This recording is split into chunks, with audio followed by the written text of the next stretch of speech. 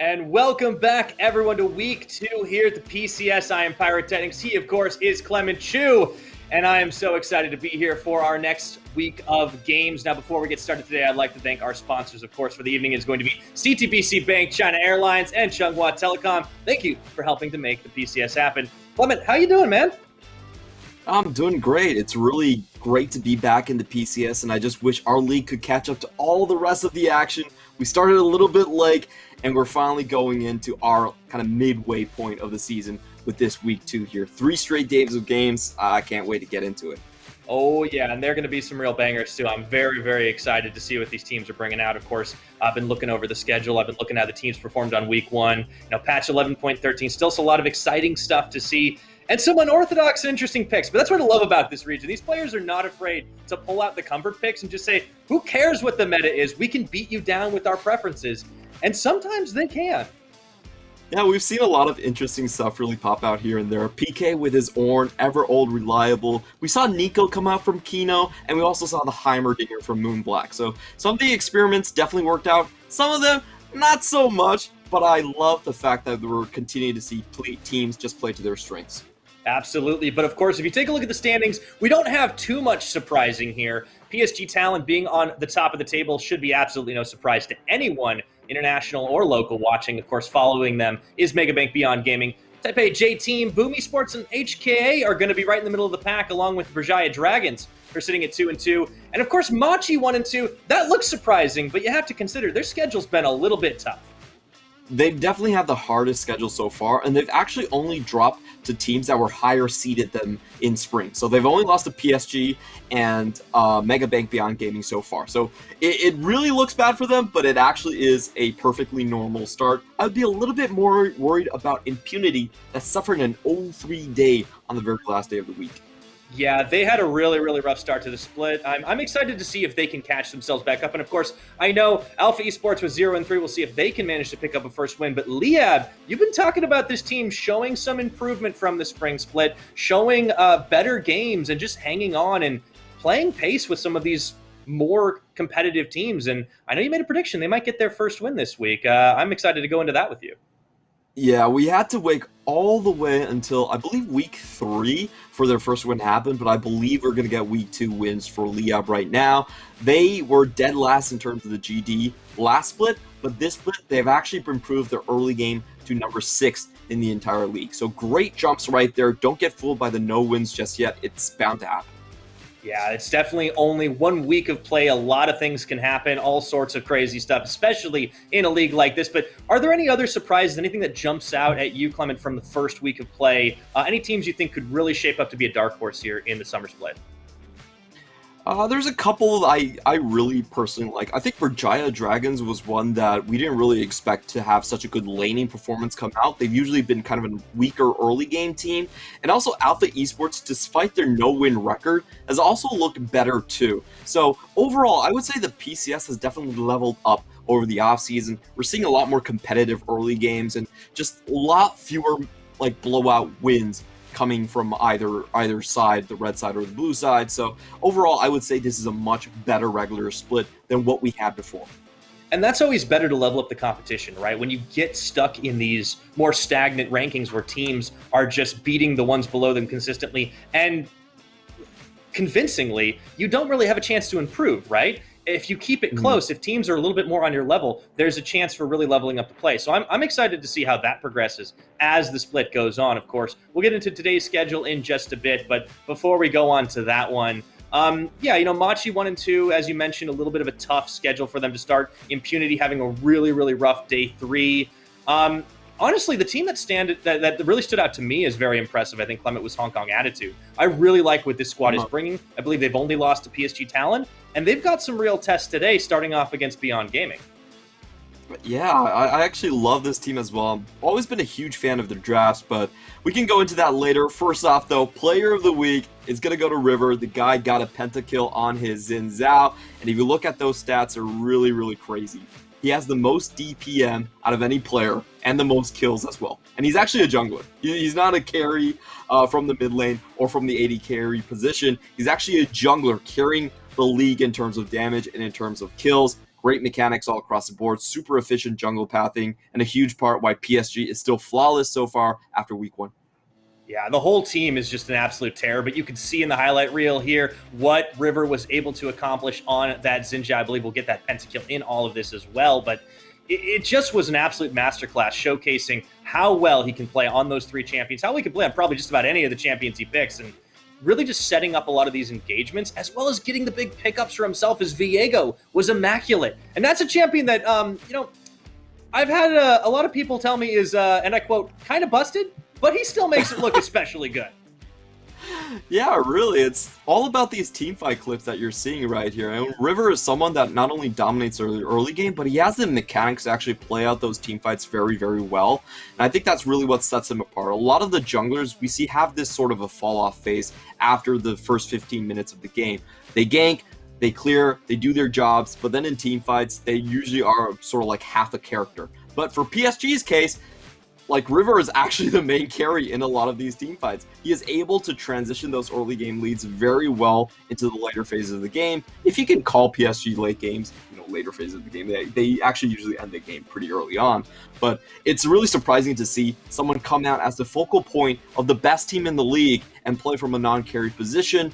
And you have to give a lot of credit to River for being able to pull that off. Yeah, not an easy feat to do, but that is one of the many reasons why PSG are on top of the table. Taking a look at today's schedule, as I mentioned before, we will start off with Hong Kong Attitude taking on Megabank Beyond Gaming. Following up will be Machi Esports versus Alpha. Should be a little bit of an easier bounce back, you have to think, although Alpha has been leveling up, as you mentioned. After that, we'll see Hong Kong Attitude return as they take on Boom Esports. And then the rest of the games, BYG Dragons versus J-Team. I'm excited about that one. I think that's really going to set the pace for some of the middle of the table. And then Impunity will get a chance to bounce back from their 0-3 final day last week up against Boom. And rounding the day out, we have PSG Talent and Liab Esports. Potentially the greatest upset ever if it happens. I say it every time Liab goes up against PSG, but it's always a fun way to close out the game because anything is possible. Gotta enjoy it. Yeah, things can get a little bit crazy, and I love what Liab always bring to the table, but we'll talk about them a little later in the day. Let's take a look at our starting lineup for Hong Kong Attitude. It will be rocking the top lane, Kongye in the jungle, Hong So in the mid, Eminem, and K will round out the bottom lane. And yes, you saw that right, K is in support. Oh, this is such a treat to have K finally back into the Premier Leagues. He's taken a bit of hiatus ever since the LMS sort of dropped out. We even saw him getting interviewed by a TV channel and just asking like, hey, what's your life right now?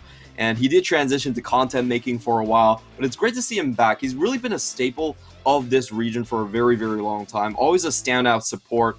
And, he's been playing ever since, I believe, 2014. So this is definitely a guy with a lot of veterancy coming back into the squadron. I think him and Hong Kong Attitude can really work together quite well. I think the biggest improvement from Hong Kong Attitude from what we saw in week 1 was definitely how decisive they were on a lot of these engages. Hong So, a rookie, completely fresh coming into it, definitely has been a spark for them. And also their support last time around, Slaytrue, had a ton of really good engages, especially on that Thresh. He was so memorable.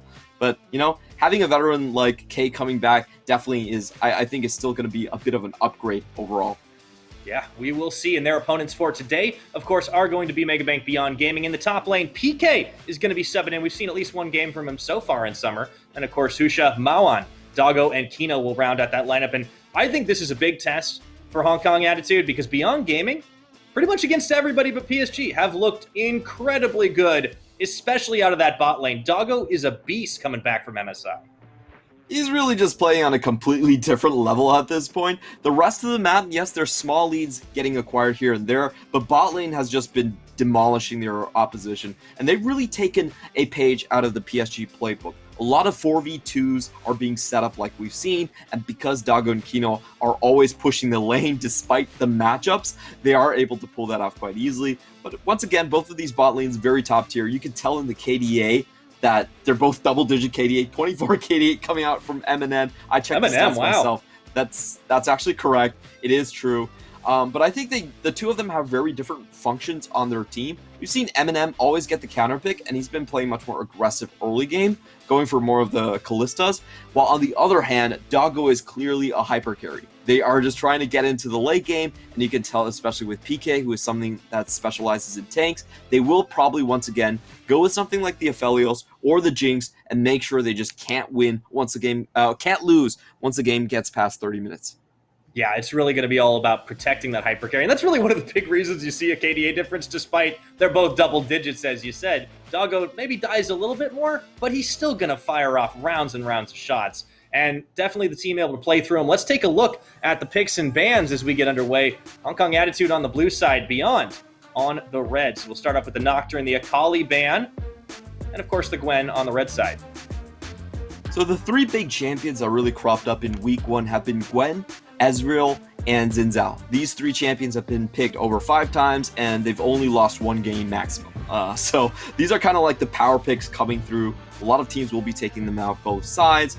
And I do want to point out for Hong Kong Attitude, their drafting has, I really love their drafting. It's really simple. It's really elegant. It's that they always give Eminem and Rock counterpick. These two players have got 100% counterpick. So they're basically saying that, hey, who are the vets on my team? I'm going to give them the best laning they can. We're going to play low to the ground. We're going to play with high tempo, and we're going to close out early. That has been the Hong Kong Attitude strategy so far. And they're going up against Beyond Gaming, which in my opinion is a very slow team. This is a team that really likes to wait for big team fights, big 5v5s. So I think if Hong Kong Attitude can keep that, strategy that they had in week 1, they do have a stylistic advantage over someone who's higher seed, but a lot slower, like Mega Bank Beyond Gaming. Yeah, try to get off to an early start. They will lock in the Lee Sin, which we have seen in a couple different places so far. I think it may end up being the Kongye pick, but we have some options and some opportunities. Despite the nerf, of course, Lee Sin did get on 11.13 to his damage at the higher levels on E. It goes back over to Mega Bank Beyond Gaming. As you mentioned, the slower team. We'll see what they're able to draft up against the likes of Chawi.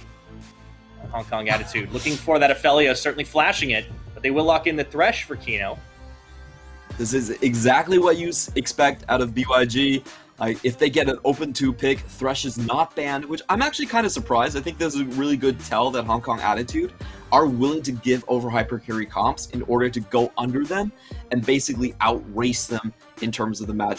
Every other team that's played against Beyond Gaming has just said, you know what, we don't want Doggo going crazy on our composition. We're just going to ban out of the Thresh, give him a lot fewer options when it comes to his protection hyper carries. And Beyond Gaming has responded with just going, okay, I'm going to pick Aphelios regardless of the Thresh pick or not. So Hong Kong Attitude, they learned a lot from week 1. They say, we're actually just going to play faster than you are. And this is exactly the draft that you should do it with. We have seen this draft before in week 1 already. Lee Sin, great early game ganker. You get a power spike on him. Level 6, he just starts kicking your teeth in. And then you go for the Callista, which, early game is completely unmatched in laning strength, and not even Aphelios can really push this lane against her. Not only that, Kay is going to just match hook for hook on the Nautilus pickup. And, that's that classic combo we keep seeing over and over again with the Callista, just being able to chuck out the big Nautilus to try and set up the plays. We'll see how Beyond will answer as they've rounded out their bottom lane. Certainly a pretty big focus on bot side in this draft, which was unlike what we saw, especially in the early parts of week 1, where it was really all about that top, mid, and jungle. There will be the Volibear locked in for Beyond, and we'll enter ban phase 2. Yep. Volibear has potential for flex. We could see it going in either direction if the jungle pool is pinched a little, top lane pool is pinched a little bit too much. But I think for Beyond Gaming, it's pretty straightforward what they do right now. I don't think PK is going to try and play anything that is too fighter-esque. I think this guy is someone who clearly has a preference for things like the Ornn, things like the Scion, maybe even a Dr. Mundo, just to make sure that he can start engages, he can be a tanky frontline for the rest of the team. He'll probably leave the last counter pick in for Kino, for Maoan to decide what he wants to play. And something that I have to say I've been really impressed with Maoan is his willingness to kind of throw down and just play all the rest of the pools as well. We thought this would be someone that would not be able to transition outside of just standard mage champions, but his Akali was actually incredibly tight. We really saw his assassins pop off as well. So Maoan has shown a lot of diversity. On Hong Kong Attitude side, they're trying to keep it low to the ground. So I think for them, they just want probably the strongest top lane matchup they can. And I really like the bans here. They're basically banning away safe champions. They're trying to force champions that have counter picks to them. You know, Mundo right now is pretty much the tier 1 blind pick top lane, and they're just making sure they don't have to run into Mundo that is very difficult to put down in lane. They're going to force PK to pick a tank that is a little bit easier to deal with, especially with something like the Aatrox. Oh, but he's not going to go for it. Not yet, at least. Doggo, well, he's going to get the lock-in for probably Mao on there as the Silas hits the board, and we still have that flexible possibility for Husha. We'll see what Hong Kong Attitude answer with Hongso, the rookie mid laner. Now knows roughly what he's going to be playing into. Makes sense. Still up, and that's kind of the big one for Hong Kong Attitude is the way they draft their compositions. If you want to go low to the ground, Renekton's pretty much the best champion you can get. Great early level laning. He can beat a lot of ganks just 1v2, and you also have Zoe there. So this is pretty much the pinnacle of a tempo composition that you can draft in 11.13. I love it. I would not be surprised to see. Oh, okay, this is interesting. Diana. So we're actually going to get a Lee Sin top and then a Diana jungle. Made it all the way through the bans. And, you know, I really like the Zoe pick, too. We're showcasing just so much mid lane diversity so far in this split already. It will be the first Zoe of the summer split. Let's see what Beyond finished their lock-in with. We've seen that hover on the Ornn. Last time PK played week 1 against Machi, he did play the Ornn. Will they pick this up and go for good front to back? It seems like a heck of a team fight either way. It's going to be the set, though. Ooh, okay. The set's a little bit more interesting. I think this will have a bit more priority against someone like the Lee Sin. If you just go for a straight Ornn, then it really gives a blank check to Hong Kong Attitude to run across the map, especially with that Zoe. So I think they're considering their options and thinking, hey, we need a little bit more of a fighting chance in the early side. So they're going to go with the set pick. I do think this is a smart idea. On the other hand, I do want to mention that Diana is fairly interesting to me because it really takes away from the theme of trying to stick it completely to tempo strategy for Hong Kong Attitude. Diana is not a tempo champion. She does not do well until level 6, and she really needs other champions to cover for her early on. So this is kind of an interesting insurance policy. It's also a double AP jungle mid. So I think I would have preferred Hong Kong Attitude if they actually went all out, but they kind of pulled back at the very last second.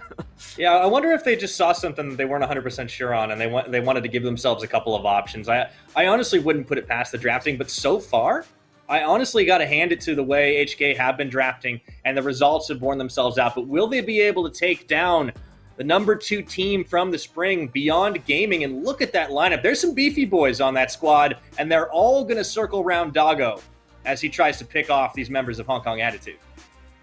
No doubt in my mind, if this fight goes into the late game, then Beyond Gaming has got this on lockdown.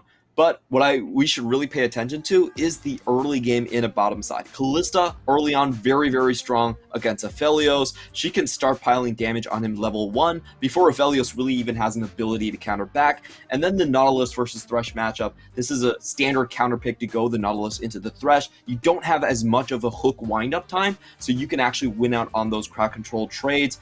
If they both try to stare each other down, then it's definitely MNM and K that's going to come out ahead. And we could finally be seeing Doggo and Kino actually lose lane early. Like, I think it should have happened earlier, just judging by the picks that they have been going for, but it has not happened yet. So I think this is a great chance for MNM and K to go for it. Yeah, I'm excited to see how it turns out, because, you know, if there's one thing I know about Doggo is that when he gets a chance to try and be the big playmaker, he's going to do it. That doesn't matter if it's a team fight, if it's in lane, or just about any other time in the game. So I think that 2v2 could turn pretty deadly. But as you mentioned, you know, Hong Kong Attitude, if they wanted to focus bot side and get some jungle help, Diana's not necessarily the pick to do it. Maybe they bring the Lee Sin in. Maybe they're looking for some global plays with Brock.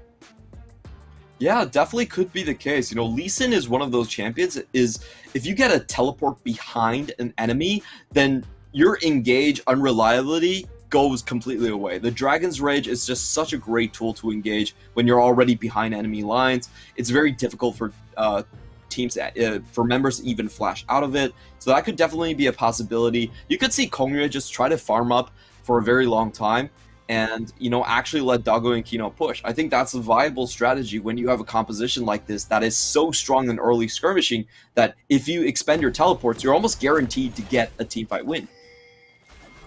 All right, we're loading up for the first game of Week 2 here in the PCS Summer.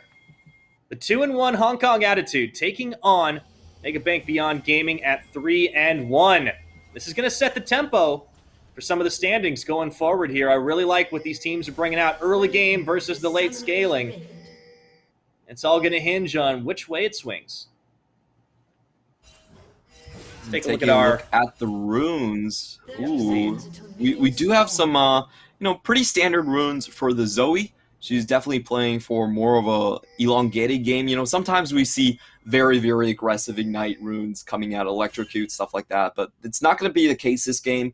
And for the rest of the runes, I think we do have to note that Eminem has also gone for...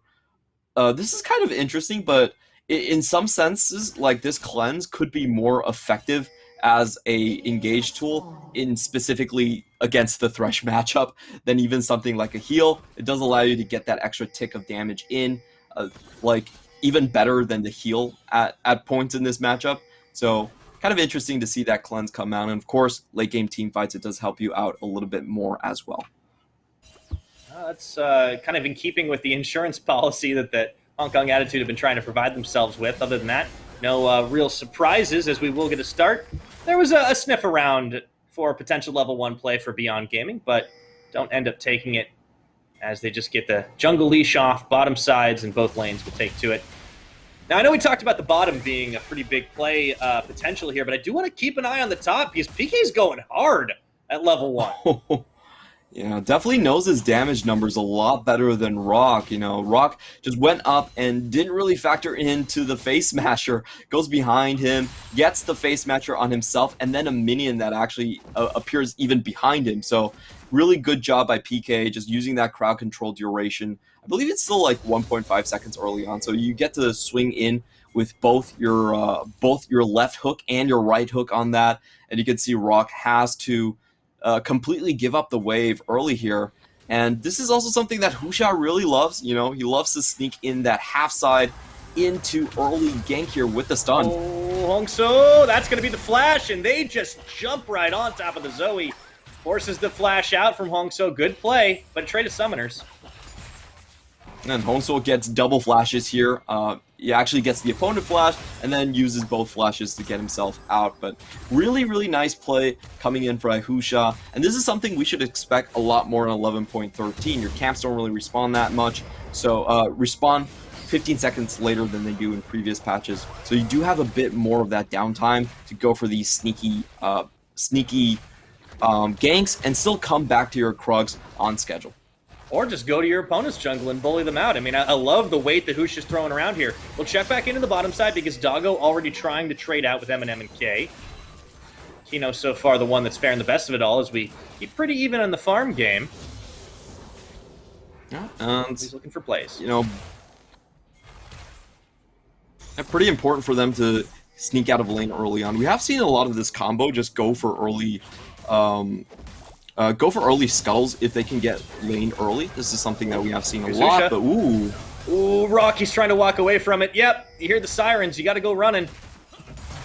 Rock is going to be bullied a little bit under his tower. He was already having a hard time dealing with PK's set, but, you know, add a volley bear to that, and you might need to walk away. I think this could be an early plate. No, they want to dive him as he safeguards away to a minion.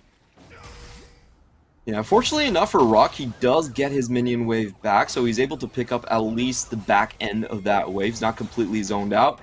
And this is why I was a little bit hesitant on the Diana pick. Diana, a very weak duelist early, so she just gets pushed out of her jungle completely on the early waves. We even see that word coming out from Husa, probably not even Husa, I think it was actually from PK, to make sure that Diana isn't in this quadrant of the map. And that just means a lot of Hong Kong attitudes like early game aggression is going to get negated just by how strong Husha actually is in the jungle. So the Diana pick, it probably needs a very explosive level 6 to justify her being inside the draft. We'll see if that ends up being the case, but for now, it looks like this pick is getting exploited and kind of dragging the team strategy alongside with it. Yeah, and for a team that wants to play for the early game, doesn't want to wait around to get scaled up against in the late, that's not what you want to see. I do love the matchup thematically up top side, though, at the very least, you know? It's like that episode of Pokemon with Hitmonchan versus Hitmonlee. Punches and kicks, baby. I haven't seen the episode, but I definitely get the feel of it. Oh, unfortunately not a very even one. There's a lot of people in the mid lane right now. Maon sees Kongye show face and just says, nope, I don't want any of that. Yeah, nothing much going to happen outside of that. I think the big thing we have to pay attention to is just how well can Beyond Gaming actually track Kongre at this point. So for now, Husha still has a very sizable lead. They had the bot wave pushed up, so I do expect Beyond Gaming to try and get vision onto Kongre and just make plays whenever he's not on that side of the map. I think that's a good enough strategy to get. And against a lot of these tempo teams, if you can put one lane behind early, then it really puts the entire game plan sort of off kilter. They oftentimes have to devote jungle attention to suboptimal lanes just to make sure that lane doesn't fall so far behind. And once again, Hong Kong Attitude is trying to pressure like both side lanes at the same time. They're trying to go very, very aggressive here. So just one of those lanes falling behind could be very detrimental. And now we see Kongre being forced to kind of make sure this lane goes the way it should. Into the kick, they're going to go for it, but Set gets the big ulti off and actually turns onto Rock, and here comes Husha to try and even the odds here. Kongye flashing into the brush, looking to reset a little bit, and Husha just does not care. Picks up the first blood, it's a trade, but it looks like Rock's going down as well. 2 for 1. That started out looking so good for Hong Kong Attitude, but it was a great showstopper coming out from PK. He takes himself out of the double team and into his own jungle range. We're going to watch that again. You know, it really was patience paying off at the start of this for Kongre. They get the perfect kickback into the enemy team, but the showstopper is really what makes the difference here. Flash in to make sure he gets the extra damage. However, PK, you know, after all of that, after finally walking away, he should have kept on walking. He turned back, and, you know, that was a death that I don't think really needed to be traded back. That being said, Beyond Gaming definitely still come out ahead in this scenario. Man, I bet Kongye wishes he had Moonfall available for that one.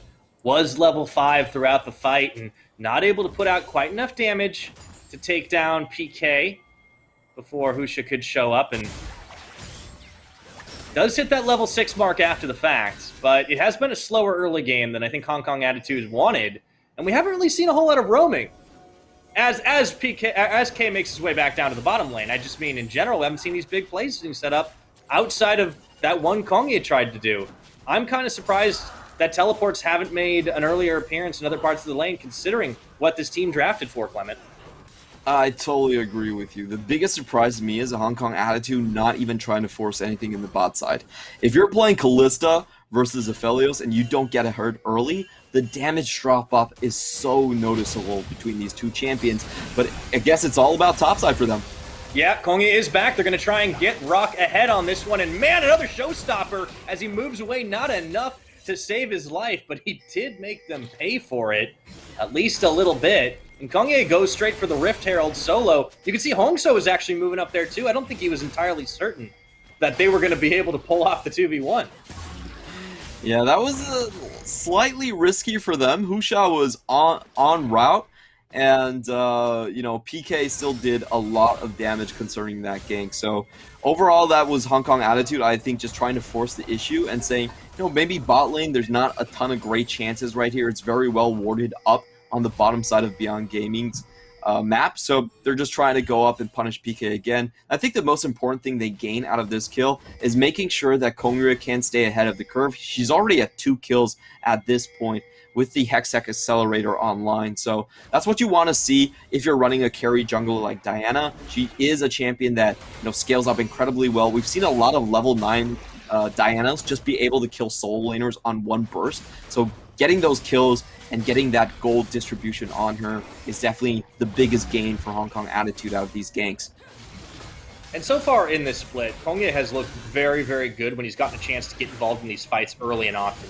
When you have a kill participation that's, you know, 9 out of 10, you can do quite a lot. As Husha does get stopped up. This is a bit of a tense situation here as they go for the smite down. Not even sure who secured that one in this, and then they turn a little too late as Maoan gets the shutdown. Rock bringing PK to the party, and things have gone sideways for Hong Kong Attitude. Hongso has no way in, and K is running for his life. That is a 2 for 0, and I do believe the Rift Herald was finished off by Beyond, or at the very least, they can deny it. Hong Kong Attitude did secure the Herald at the end, but this was such a disaster for them because this was a 4v3 in their favor, and they didn't get to sync up their ultimates at all. You could see right now, Kongre does not have the Moonfall, so taking this skirmish without the cooldowns mean that Beyond Gaming are able to win it. This is so ridiculous. If you look on the map right now, K has rotated over, while in the bot lane, they're giving up plates to Doggo and Kino. So Hong Kong Attitude, they get the Herald, but they end up losing on both sides of the map. Another play going towards PK as well. That was just a complete disaster for them. Yeah, it seems like what we saw from them last week, how decisive this team was and generally being on the same page. It's not quite here this game right now. Something about Beyond. Maybe it's got them spooked a little bit. They haven't focused bot side. It's been trying to get Rock ahead. It's been trying to get Kongye ahead. But unfortunately, they just weren't able to get it together for that fight. And as a result, Beyond Gaming pull ahead and get a little more with that Cloud Drake. Kongye will move to the top side. Definitely think that Kongre sort of doubted himself in the last one. He had to back out because there was a ward there. And then the team made the call to come back in once K has rotated.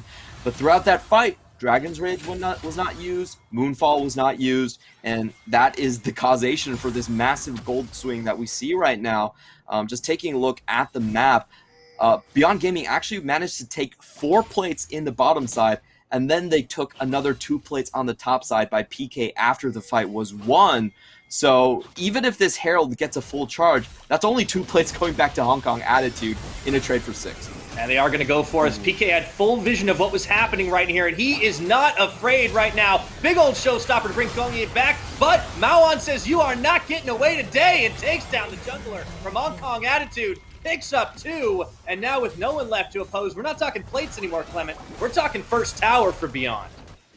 Yeah, and you could tell Beyond Gaming had that plan drawn up for a very long time. Mawan was ready to teleport in an instant's notice, and we might be seeing a catch right here, but never mind. The bot lane for Beyond Gaming completely whiffs.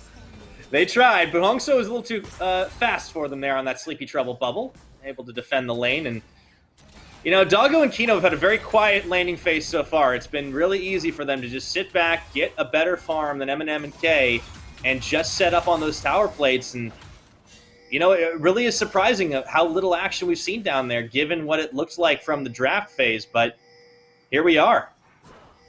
Yeah, I don't think they've had the greatest investment going top lane for Rock.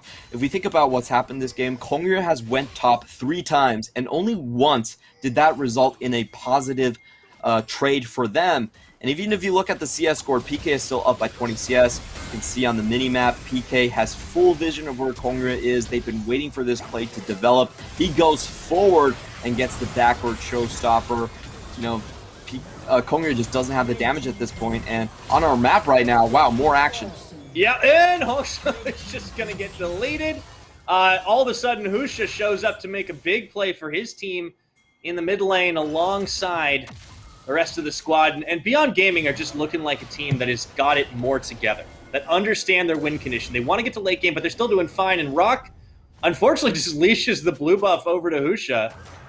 Things are going from bad to worse here for Hong Kong Attitude. That is a big gold lead, 5,000 shy of the 14-minute mark. Yeah, I think that was Hong Kong Attitude trying to force a play mid lane with the Sleepy Trouble bubble. They don't get it and get punished on the backside. TP, though. Action's not over yet. Kino is going to go gold. They actually bring 2 in. Sleepy Trouble bubble will land. They look for the damage, but even so, they can't take out Kino here. Big investment by Hong Kong Attitude, and Beyond Gaming are flashing them the emotes. You can tell in the top lane, PK's just having a great time. No one opposing him here as he knocks down the tower. This guy was ganked multiple times by Kongre coming up there and always showing first. but he's still coming out like 30 CS up. He's got a massive item advantage at this point. He's still tanky, he can still peel for Doggo. And I just don't think Hong Kong Attitude went far enough with this Teppo team comp. This is what they've been playing for the majority of week 1. But I just question the Diana pick. The Diana pick really scuffed the ability for Zoe to have a big impact on this game. Your opponent just goes Merc Tread first item, and there's nothing you can do against them anymore.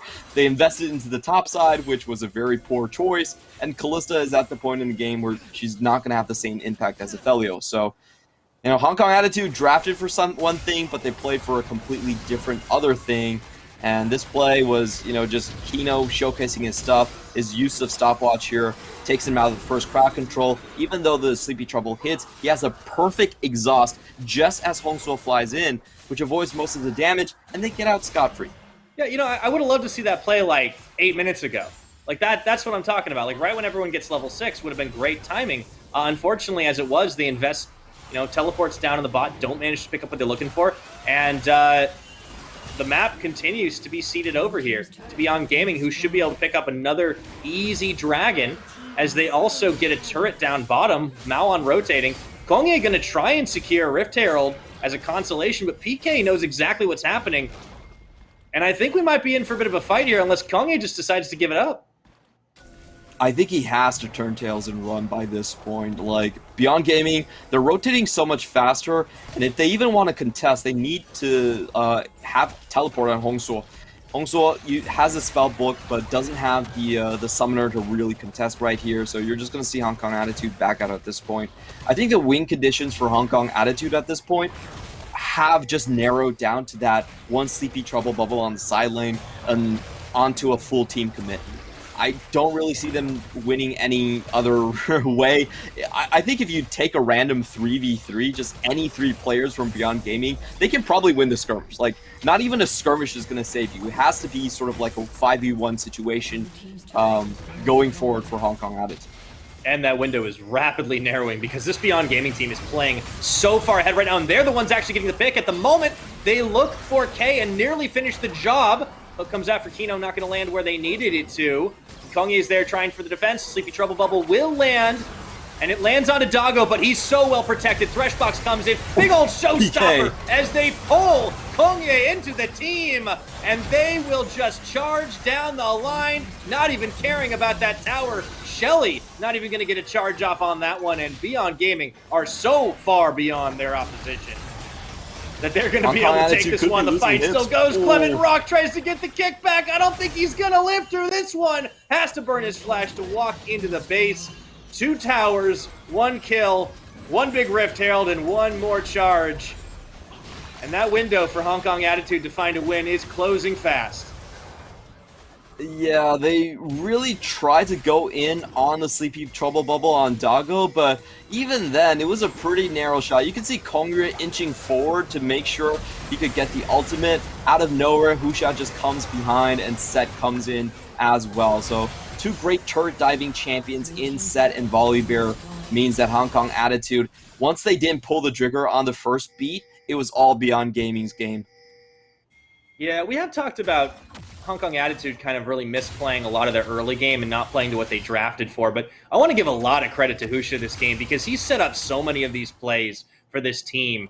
It really helped PK out in the early game by visiting just about as frequently as Kongye was, helping out with some of those catches. I mean, that Stormbringer really helped this team roll to a lead when they were typically the composition that was playing for a bit of a later game, and he's picked up more than his fair share of kills, I think.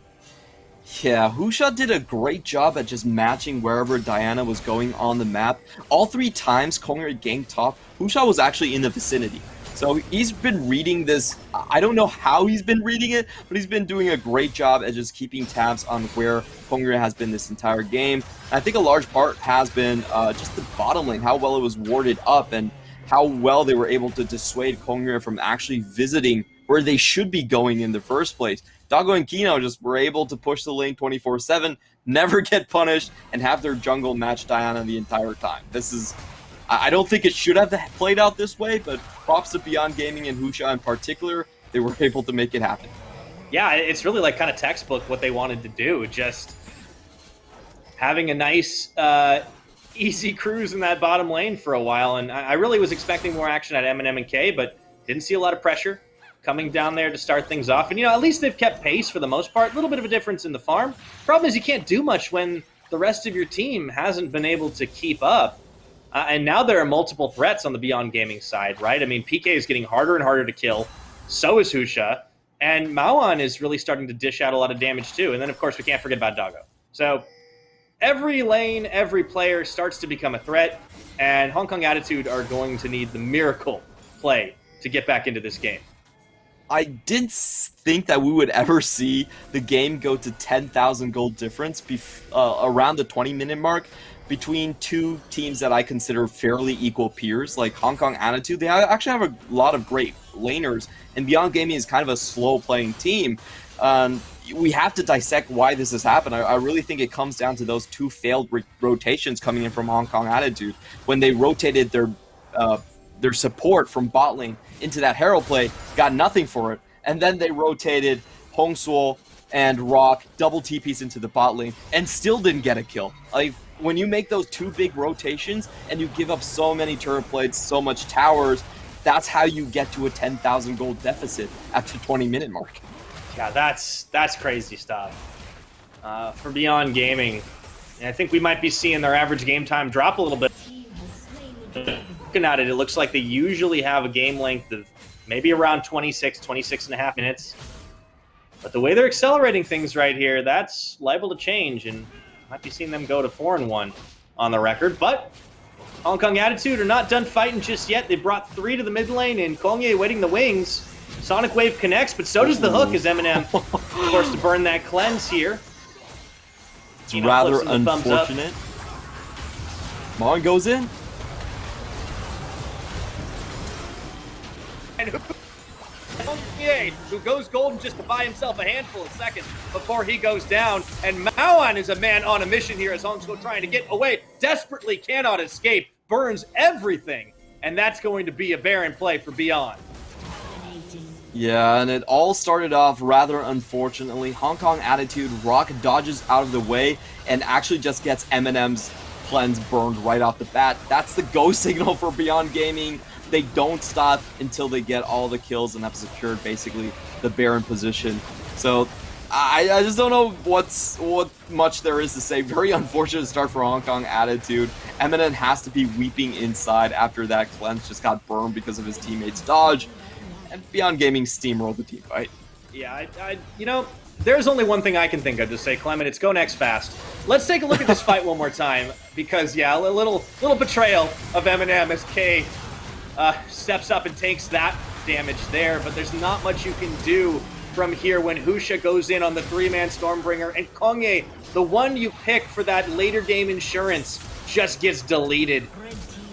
He doesn't even get to cast his ultimate at this point, and Husha, a jungler, is able to solo out the AD carry. 2-level lead at this point, and Eminem barely does a dent into his HP bar. Only 300 damage dealt to the volley bear in that duel. Oh boy.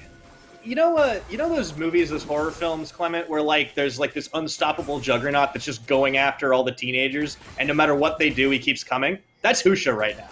He just keeps walking up to you, and you cannot stop the bear. That kind of reminds me of the movie, The Reverend, I think, where... yeah, there was a bear in that one, if I recall correctly.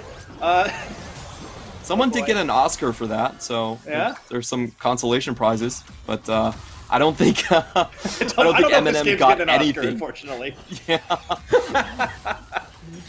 Maoan just working down another tower. I mean, this game, 6 towers to none. Hong Kong Attitude have been able to find almost nothing here. They do get a flash out of Kino, and they find Kongye again. The collapse is there, and this team fighting is just too good as everybody jumps into the base. Doggo even flashing the wall because he wants to pick up some more kills here. Not going to let his team have all the fun. And Clement, I think we might be seeing the game end shy at 25 minutes. Yeah, and honestly, Maon has probably used Moonfall more times than Kongyue has this game. Just able to steal that ability, go straight for the backline. There's so many high AP ratio ultimates for him to get. The Death Charge, another great one.